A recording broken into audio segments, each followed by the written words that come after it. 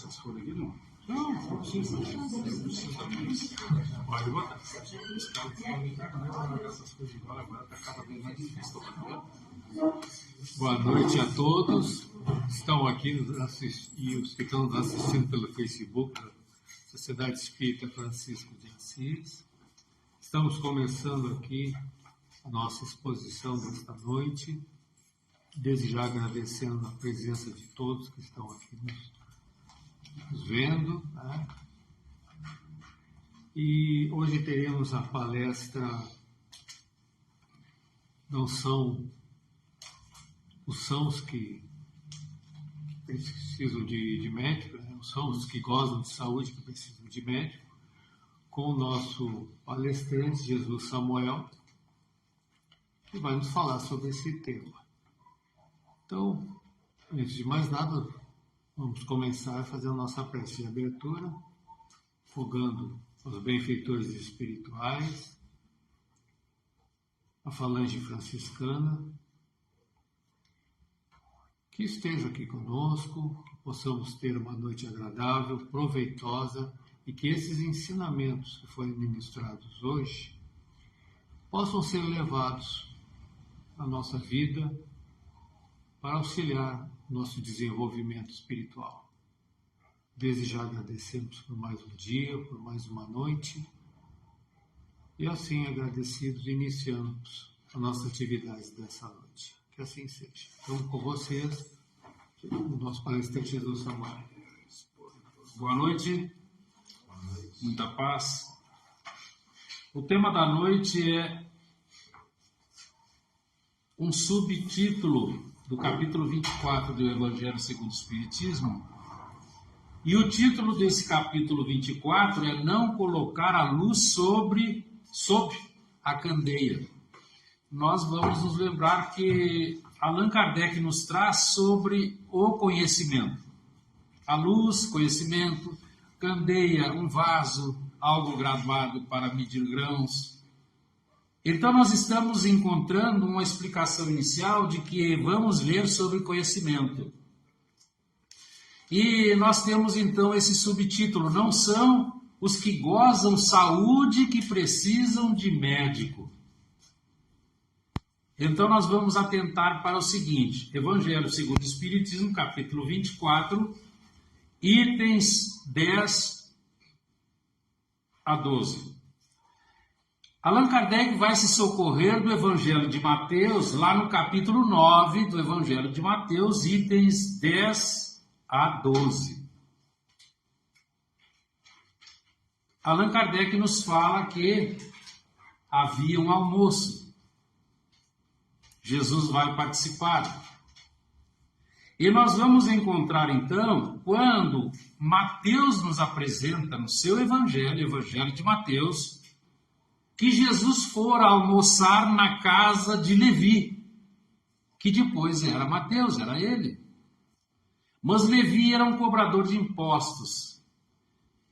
E como todo bom cobrador de impostos, já naquela recuada época, era detestado, considerado de má vida e etc. Então eles eram cobradores de impostos, considerados de má vida, mas estavam esperando a chegada do mestre, porque ele fora convidado para esse almoço.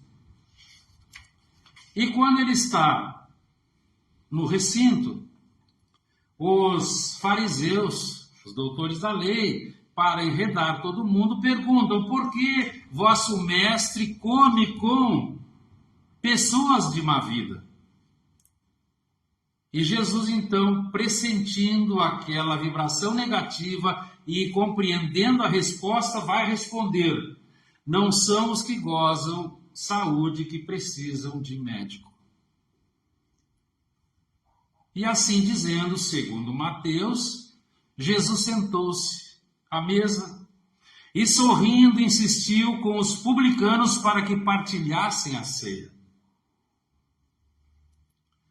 Mas o irmão X, em 1969, por Chico Xavier, no livro Estante da Vida, vai nos apresentar que 4 daqueles publicanos tinham muitas dúvidas, faziam muitas perguntas, e Pedro, que era o fiel seguidor de Jesus, mas muito nervoso, começou a rebater com muita veemência e às vezes até um pouco de crueldade. E os homens começaram então a se preocupar, ficaram amuados, choraram, queriam ir embora, e o mestre disse: não, vamos ficar para ouvir a boa nova. Então o Galileu discorreu sobre a boa nova. Aconteceu ali uma bela reunião, agora de maneira reconfortante e embebida em esperança, porque o mestre exaltou a divina providência de tal maneira e se referiu ao reino de Deus com tanta beleza que aqueles homens guardavam uma expressão viva de esperança no futuro, porque ali se estabeleceram uma prodigiosa comunhão de interesses e de ideais. E assim transcorreu aquela refeição. Mas quando os publicanos se despediram, sentindo-se agora diferentes, transformados e até felizes, dali a momentos Simão, Pedro e Jesus se retiraram também. Quando estavam sozinhos, caminhando lentamente sob o manto das estrelas na noite calma, aquele rude pescador criticou o comportamento do divino amigo. Observemos esse detalhe. Imaginemos essa cena há mais de 2000 anos.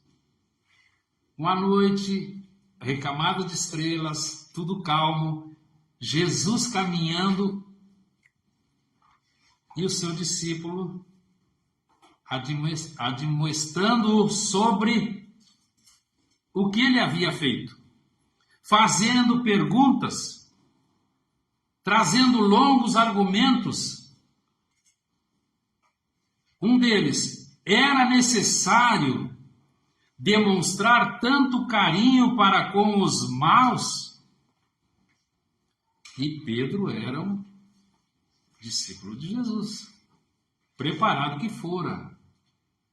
Era necessário esse carinho todo? E vamos estender então que auxílio aos bons? Se os homens que andavam errados, que nunca falaram de bem e de belo, como mereciam tanto amor?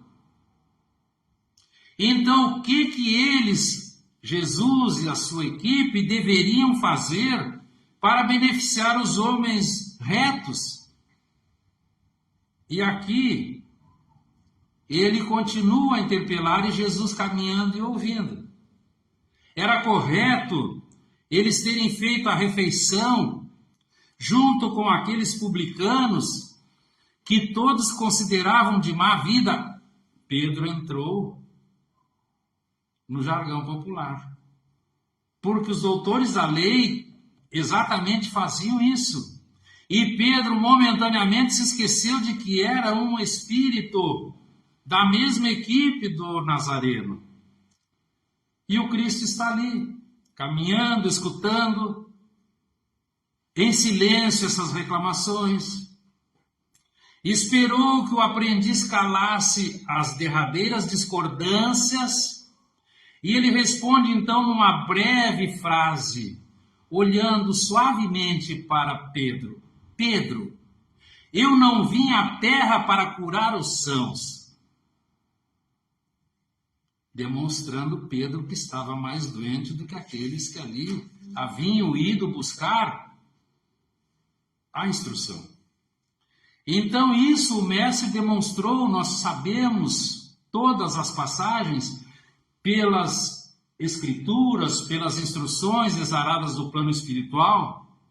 Na prática, Jesus se acercava principalmente dos deserdados de toda sorte, porque são esses deserdados de toda sorte os que mais necessitam de consolações, daqueles cegos que têm boa fé, que são dóceis e que suplicam a luz para que enxerguem. E aqui nós estamos entrando então na luz da visão espiritual. Nós vamos também encontrar que Jesus se afastava dos orgulhosos, porque eles julgam tudo saber, eles pretendem ter toda a compreensão de tudo, e também se dizem, nada precisamos. E aí ele ensinou a Pedro aquela noite. E ensinando a Pedro, ele ensinou a todos nós sobre tolerância, para que haja paz, para que tenha sossego, entendimento, para que haja solidariedade. 2000 anos se passaram. E nós vamos encontrar então que ele nos diz, através da tolerância, nós respeitaremos a crença alheia. Nós entenderemos a realidade íntima de cada irmão de jornada. Porque com essa tolerância, com esse amor, com tudo isso, nós glorificamos o culto à liberdade de pensamento e de expressão daqueles que estão nessa movimentada carruagem das experiências diárias, em qualquer campo. Em qualquer campo que nós estejamos atuando, porque nós viajamos todos juntos num carro que se destina a uma possibilidade gloriosa, porque nos leva no rumo da plenitude. E nós não vamos agora entrar em detalhes, como estão os tempos atuais, porque essa instrução vem de mais de 2000 anos. O objetivo primordial é que se faça isto. Então, na construção espiritual, aqui nós fomos trazidos pela bondade divina, nós vamos encontrar momentos ásperos que surgirão e nós vamos ter, então, a impressão de que somente encontramos desgosto e inconformidade. E o nosso íntimo se ressente. Nós nos tornamos descontentes pelas calúnias, pelas perseguições, surgindo insatisfação. Começamos a ter autopiedade.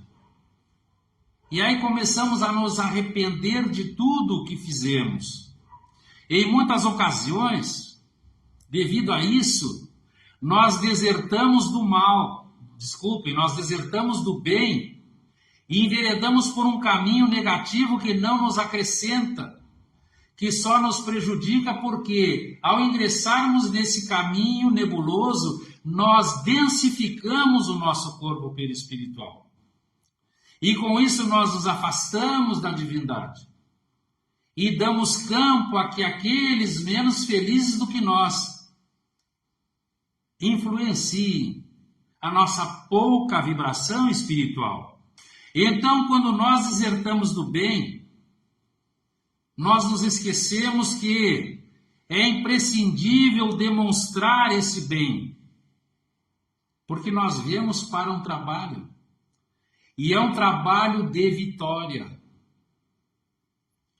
E é nesse aspecto que eles nos informam, nós falhamos, muitas vezes nos distraímos, no momento em que nós precisávamos vigiar para vencer a nossa imperfeição íntima.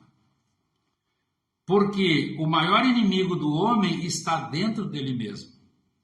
E a maior luta de cada espírito é consigo mesmo, tanto que Kardec já dizia que nós devemos lutar bravamente para vencer as nossas imperfeições morais. E é isso que eles estão nos dizendo. Quando nós assim não fazemos, nós nos sentimos deprimidos, nós nos sentimos arrasados.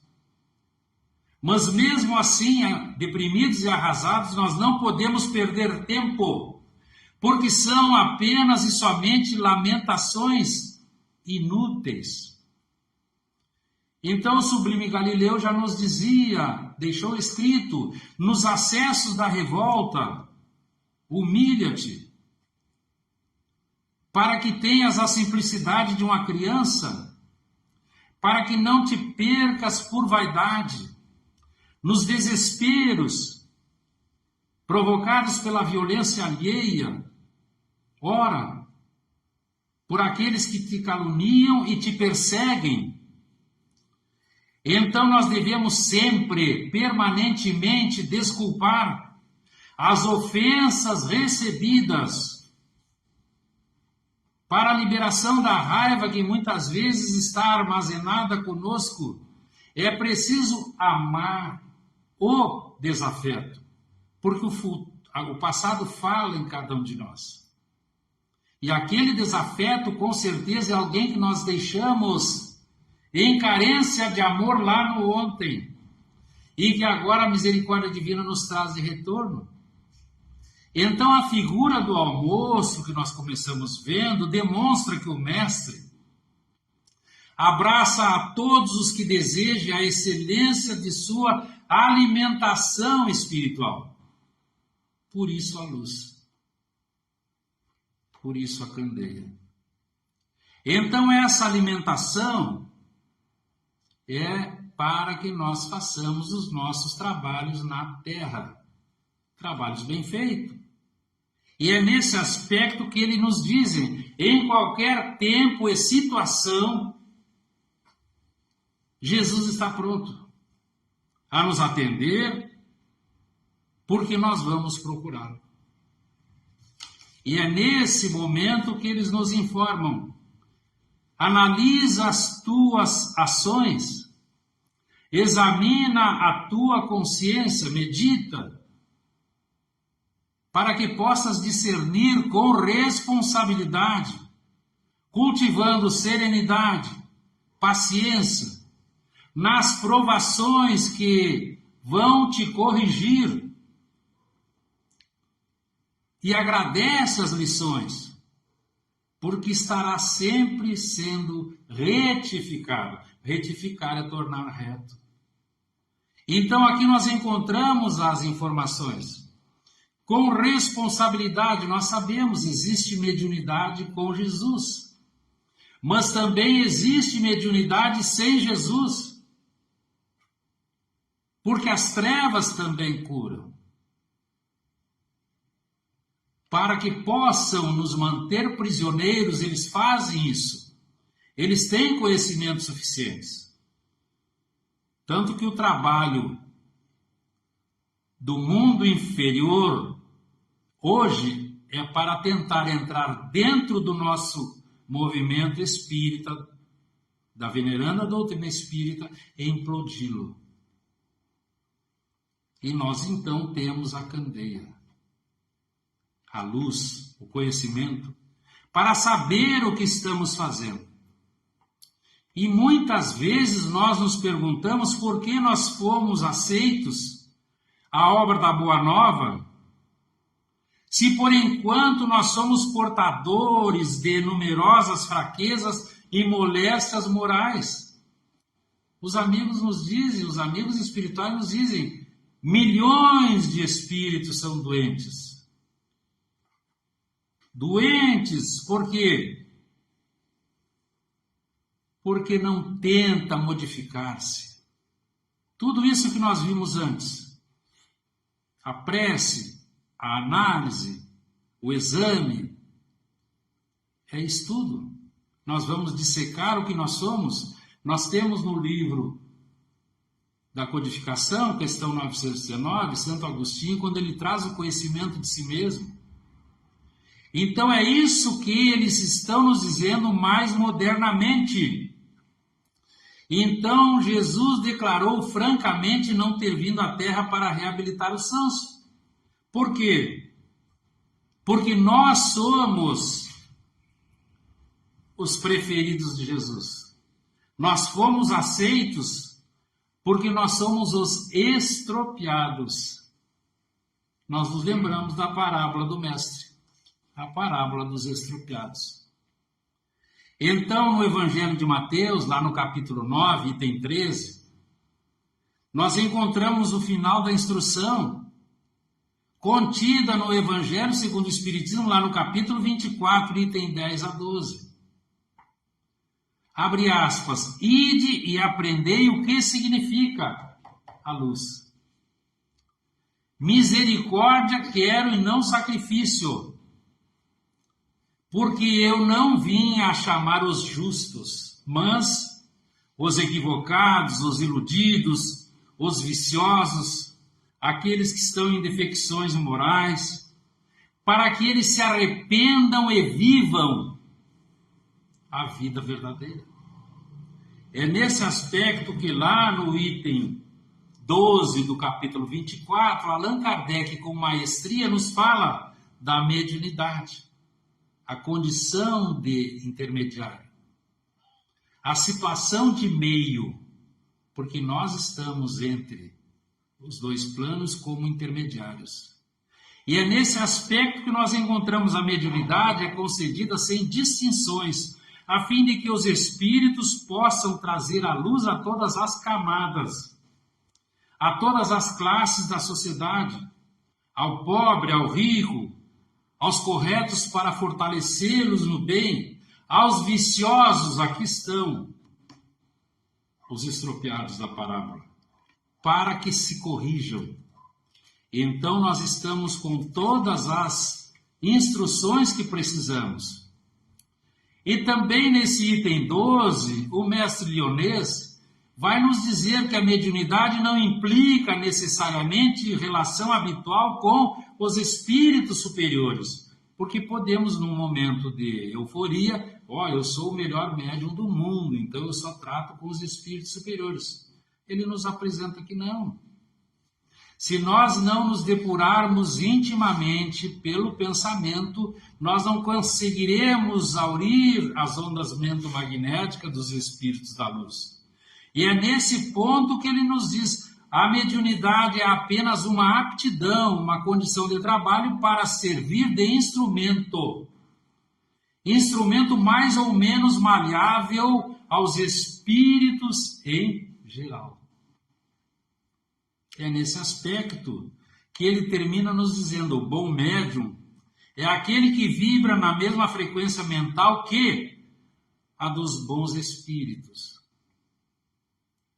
E somente deles tem assistência. Então o trabalho é nosso. Para que eles concordem em vir, nós precisamos elevar o nosso diapasão mental. É nesse momento que eles nos dizem, para que isso aconteça, a excelência das qualidades morais são imprescindíveis. Lá no livro dos médiuns, que é a ciência espírita, nós encontramos 2 capítulos que falam sobre médiuns.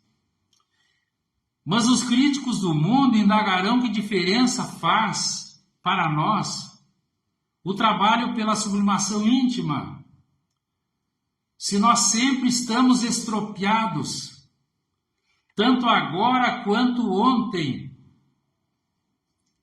E aí nós responderemos, otimistas e esperançosos, existe hoje muita diferença, porque no passado éramos doentes e insensatos, agindo inconscientemente e agravando a nossa passagem e aumentando os nossos males. Enquanto hoje nós já conhecemos as nossas enfermidades. É o autoconhecimento, é a autoanálise, é o autoamor. E como isso acontece, nós nos tratamos com atenção e nos empenhamos incessantemente em fugir dessas doenças que são criações do espírito. Então Deus, em sua bondade infinita, nas nossas mãos colocou o conhecimento da veneranda doutrina espírita, para que nós não venhamos a dizer que não tínhamos consciência do que estávamos fazendo. Muito obrigado. Muito bem. Então, agradecemos a todos que nos assistiram aqui pelo Facebook, a Sociedade Espírita Francisco de Assis. Agradecemos ao nosso palestrante, Jesus Samuel. E nós vamos agora à nossa irradiação, já nos despedindo de todos que nos assistiram. Uma boa noite a todos.